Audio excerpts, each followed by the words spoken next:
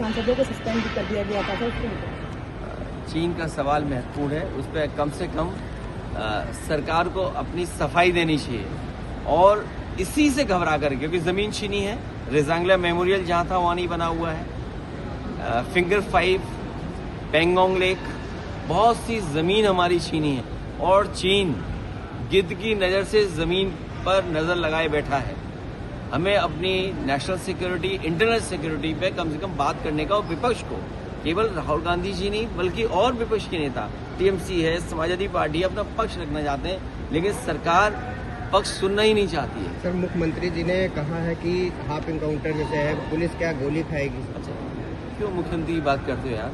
यहाँ अमेरिका को पूरा देश दे दिया, मुख्यमंत्री जी गोली की बात इसलिए कर रहे कि अमेरिका पे बात न करो, क्योंकि मुख्यमंत्री को अमेरिका के बारे में नहीं पता, कभी गए नहीं है। कभी जाएं, वॉशिंगटन देखें जाके, कभी अमेरिका देखें, अमेरिका ने जिसने दुनिया में कंपनियां पहुंचा दी, कभी तो अमेरिका को तो देखें। इन पे तो एक ही भाषा आती है बस। सर, बीजेपी के मंत्री और विधायक आपस में लड़ रहे हैं। कौन? बीजेपी के मंत्री और विधायक आपस में भिड़ रहे हैं। तो विधायक ने ये भी कहा है अभी तो और लड़ाई होगी। अगर आप लोग सच्चाई दिखाने लगो तो ये लड़ाई और बढ़ जाएगी और सरकार गिर जाएगी। आप भी तो सच्चाई नहीं दिखाते हो कई बार।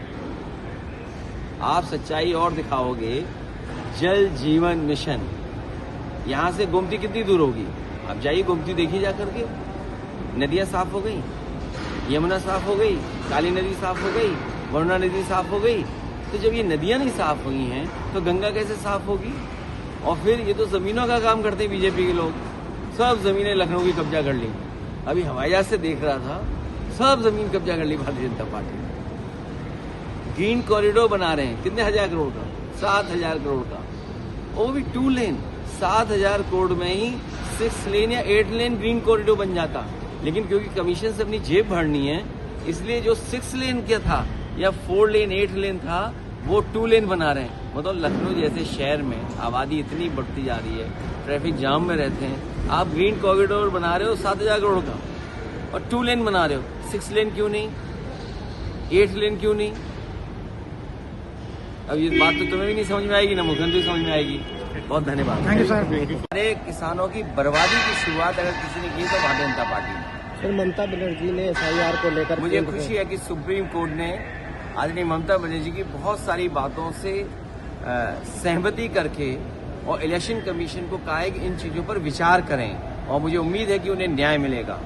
भारतीय जनता पार्टी की काली करतूत की वजह से उन्हें काला कोट पहनना पड़ा, और हम तो जनता से कहेंगे, आज उन्होंने सदन में या कोर्ट में खड़े होकर बात की, जनता को भी अपने हक के लिए और अपने मतदान के हक के लिए खड़ा होना चाहिए, क्योंकि एक बार मतदाता का मत का अधिकार छिन गया तो अधिकार लगातार छिनते चले जाएंगे।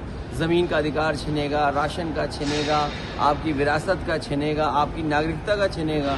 ये भारतीय जनता पार्टी केवल छीनने का काम करती है, कुछ देने का काम नहीं करती। सर, राहुल गांधी जी लगातार आरोप लगा रहे हैं। भारतीय जनता पार्टी को जो डील हुई है, जिस तरह से ढील दी है, और इससे हमारा किसान बर्बाद होगा, हमारी अर्थव्यवस्था दूसरों के हाथ में। चीन जैसे देश ने हमारी जमीन पहले ही छीन ली है, फिर छीन ली, उसके बाद आप बाजार भी उसको दे रहे हो। इधर जो डील की है इसमें भी बाजार आप दे रहे हो। रशिया से पहले कारोबार कर रहे थे, अब आपको संबंध किससे बनाना है? चीन से अच्छे संबंध अच्छे बनाएंगे आप, या रशिया से संबंध अच्छे बनाएंगे? को संगठित अपराध में जोड़ दिया जाए, क्योंकि अधिकारी पे दबाव बनाया जा रहा है, चुनाव आयोग सुन नहीं रहा है। बीजेपी के जो हेडक्वार्टर से जो फॉर्म भर करके आ जाता है, फॉर्म 7, उस पर वोट काटा जा रहा है। कई जगह जो शिकायतें हुई उस पर कार्रवाई नहीं हो रही है। हम लोगों ने खुद ऐसे व्यक्तियों की जानकारी चुनाव आयोग को और प्रशासन को दी है जिन्होंने दस्तखत नहीं किए, जिन्हें साइन करना नहीं आता है। फॉर्म 7 पे साइन है उनके, जो अंगूठा मारते हैं उनके साइन करा करके वोट काट रहे हैं, और केवल टारगेटेड वोट काट रहे हैं। पीडीए और मुस्लिम मतदाता का वोट काट रहे हैं। और हजारों फॉर्म हमारी पार्टी कार्यालय में चुनाव आयोग को हम भेज चुके हैं, जो प्रिंटेड हैं और दस्तखत कर करके अधिकारियों को सीधे पहुंचा दिए गए। एक और प्रश्न है, कल कृषि के क्षेत्र में उनके एग्रीकल्चर मिनिस्टर ने एक बड़ा बयान दिया है कि काफी प्रोडक्ट जो है टैक्स फ्री हो जाएंगी, टैरिफ। हमारे 70% आबादी हमारी खेती किसान गरीब है और अगर उस पर निर्भर जीवन यापन करता है और उन्हीं चीजों को अगर आप बाजार में ले आओगे तो हमारी खेती कैसे बचेगी। हम अभी तो अपने जानवरों से बचा रहे हैं खेत को बाढ़ लगा करके, विदेशी कंपनियों से कैसे बचाएंगे हम अपना बाजार को। और फिर जो लोग अंडरग्राउंड रहते हैं उनके अंदर ही अंदर तार मिले हुए होंगे। स्पीकर कह रहे हंगामा उठाएंगे अखिलेश जी के खिलाफ इम्पीचमेंट मोशन आता है तो वो उसका समर्थन करें। हम आदरणीय ममता बनर्जी के पक्ष में हैं, उनके साथ हैं। लोकसभा में जिस तरह से हंगामा हुआ, 8 सदस्यों को निलंबित कर दिया गया, क्या कहेंगे इसमें?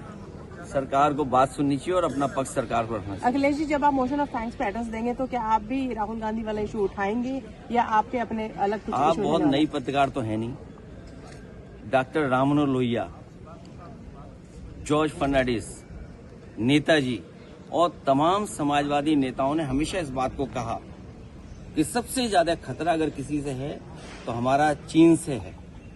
और चीन के ने पहली बार जमीन नहीं हमारी छीनी है। कब हमने तिब्बत खो दिया और कब अभी हम लोगों ने पेंगोंग लेक और 5 फिंगर्स पे न जाने कहां फौज हमारी चली गई। और सबसे महत्वपूर्ण बात मैंने इसी सदन में उठाया था, रिजांगला मेमोरियल। रिजांगला मेमोरियल जहां बना था उसको हटा करके कई किलोमीटर दूर फिर बनाया गया है। कहते हैं रिजांगला मेमोरियल तो है वहां पर, सवाल रिजांगला मेमोरियल का तो है ही है, लेकिन उसके साथ साथ कितनी जमीन आपकी चीन के पास चली गई। तो ये बहुत सेंसिटिव मैटर है। और फिर बाजार किसने दे दिया चीन को। चाहते थे पर सदन में बयान देना चाहते थे लेकिन हंगामे की वजह से और जिस तरह से हंगामा हुआ उसकी वजह से बोल नहीं पाए हो। कहीं ऐसा तो नहीं कि चीन के सवाल पर न्यूक्लियर ये अमेरिका की बात को आगे बढ़ा दिया हो, व्यापारिक अपने जो संबंध गहरे किए हैं, कहीं वो बात तो बाहर नहीं आ गई सामने। अखिलेश जी, SIR पे बात करें तो ममता बनर्जी सुप्रीम कोर्ट जाएंगी SIR के इशू पर, क्या कहना है आपका? जो ममता बनर्जी जी पहुंची हैं, उन्होंने जो काला कोट पहना है भारतीय जनता पार्टी की काली करतूत के खिलाफ, और जनता को इसी तरह सामने आना पड़ेगा। ये व्यक्तिगत अधिकार की बात है। मत का छीनना आपका हक का छीनना। मत छिनेगा तो हक छिनेगा, और हक किस बात का? हर चीज का छीनता चला जाएगा। कल को विरासत के कागज आप बनाने के लिए सरकार आप पे दबाव बनाई, आप नहीं बना पाएंगे। नागरिकता का सवाल आएगा, बहुत सारे सवाल आएंगे। और जो उत्तर प्रदेश में हम लोगों ने SIR को देखा है, ये कहीं ना कहीं संगठित अपराध कर रहे हैं लोग। अधिकारी मिले हुए हैं, कुछ अधिकारी नहीं करना चाहते हैं, लेकिन फिर उसके बावजूद भी अधिकारियों पे दबाव बनाया जा रहा है। और कई जगह हम लोगों ने जो इलेक्शन कमीशन के अधिकारी और सरकार के अधिकारी उनको पकड़ा है और उदाहरण पेश किया है, किसी पे कार्रवाई नहीं हुई। आपके सुल्तानपुर में एक BLO को पकड़ा, उसने बाकायदा प्रिंट किया हुआ फॉर्म ला करके फॉर्म 7 भरवा लिया और वोट कट गए। जिससे शिकायत करता है वो दस्तखत करना नहीं जानता है। नंदलाल, जिसका नाम जिसकी तरफ से फॉर्म भरा गया है, वो अंगूठा मारता है। बीजेपी के लोगों ने दस्तखत मरवा दिए उससे। ये फॉर्म 7 जानबूझ करके किसी लखनऊ, दिल्ली, कहीं ऐसा इनका एक सेंटर बनाया है, कमांड सेंटर, जहां से फॉर्म भर करके जा रहे हैं, बस्ते की तरह डिस्ट्रीब्यूट हो रहे हैं और वोट कटवाए जा रहे हैं। तो अगर हम आपत्ति उठाते तो इलेक्शन कमीशन कोई जवाब ही नहीं दे रहा, किसी पे कार्रवाई नहीं कर रहा। लगता तो ये कि साठगांठ इतनी पक्की है कि भविष्य में हो सकता है इलेक्शन कमीशन में भी बिल्डिंग पे उनके भारतीय जनता पार्टी का झंडा लग जाए। लोकसभा अपना बाजार भी हमारा छिनता जा रहा है। कुछ पुरानी सरकार में छिना बाजार, फिर अब बाजार छिन गया। तो आखिरकार हम किस दिशा में जा रहे हैं? और उसके बाद ये जो अमेरिका से डील हुई है, ये डील नहीं ढील हुई है। हमारा पूरा बाजार उनके हाथ में दे दिया। सरहद की बात करें, अब तो किचन के रास्ते हमारी थाली तक, नवाला जो है हमारे रोटी के टुकड़े तक बात पहुंच गई। अब सनातनियों को ये चिंता करनी पड़ेगी कि उनका व्रत कैसे सनातनी रहेगा। मान लीजिए डेयरी प्रोडक्ट्स वहां से आ गए तो हमारे सनातनी लोग व्रत कैसे रखेंगे? हम सब भारतवासी व्रत कैसे रखेंगे? बड़ा चिंता का विषय है। और फिर सीधा सीधा हमला है। जो भारतीय जनता पार्टी के संगी साथी समय समय पे स्वदेशी का नारा देते थे। थोड़ा पीछे कर लीजिए। आखिरकार वो लोग कहाँ हैं? वही जो बिल्डिंगें बड़ी बड़ी बनी है, कहीं उसके अंदर अंग्रेजी चश्मा लगाकर तो नहीं बैठे हुए हैं।